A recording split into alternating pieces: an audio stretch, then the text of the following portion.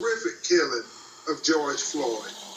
And Mr. Crump, I know you and the Floyd family want Officer Chauvin charged with first-degree murder, which he wasn't. First-degree murder requires planning, premeditation, and I understand the idea of wanting a tough charge in order to gain leverage, perhaps in a subsequent deal. But do you believe there was planning and premeditation in the killing of Mr. Floyd?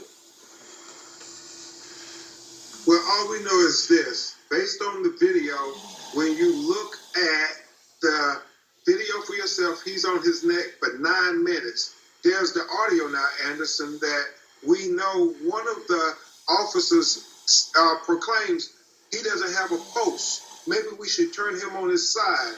Officer Chauvin says no. We'll keep him in this position. And then after he is unconscious, they stay on him for more than 3 minutes. So how is that not intent?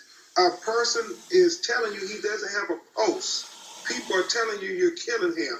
He needed to take a breath, and they didn't have the humanity to allow him to get air. It is first-degree murder. That's how the George Floyd family, that's how many people who watch this see it all across the world.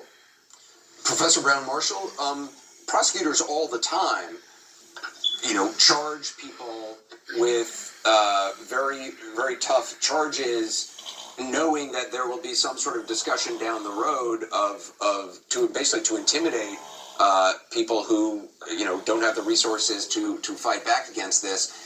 What do you make of prosecutors already going for third-degree murder?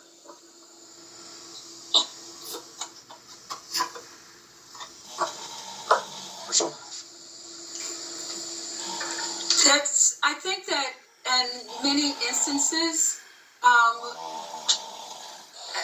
Anderson, I just want to say that in many instances, this reasonable standard, and the standard we have that's reasonable for an officer's behavior when it comes to a black person is not the standard that you see that's reasonable when it comes to a white person. And I'll give you these 3 quick examples. One, the Boston bomber. This is somebody who killed and was chased and was found and was then asked to come out of hiding. They knew where he was. They didn't kill him. They didn't shoot him. He stood trial, and now he's standing for his life on death row. We have the case, for example, of Eric Frayne. Eric Frayne assassinated a state trooper in Pennsylvania. There was a manhunt for him for weeks. You remember that? And then he was captured. He had 1 bruise on his face, and they asked, well, what did they do? They beat him up? He wasn't shot. He wasn't killed. I mean, I want us to think about this, the fact that Eric Frayne now has been on death row. He's going to be executed this month. He lived to stand trial.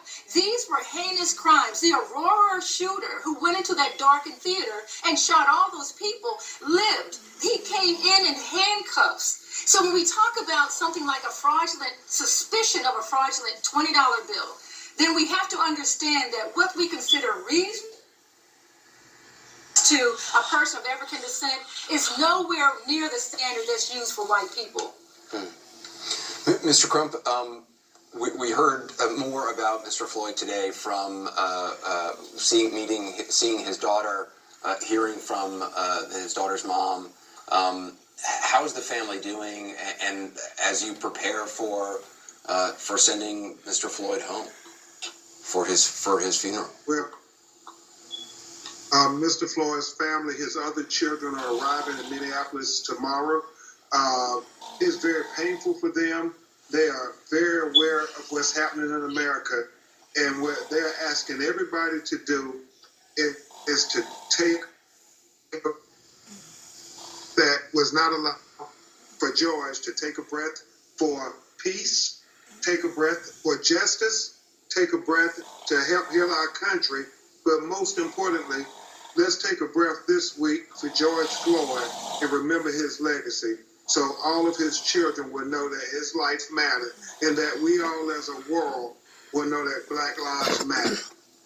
Benjamin Crump, Gloria Brown Marshall, I appreciate your time. Thank you, and apologize for the audio issues we were having.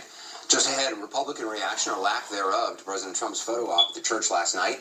The bishop who oversees St. John's Church joins me again to talk about that, along with the role religion plays during times of intense division in this country.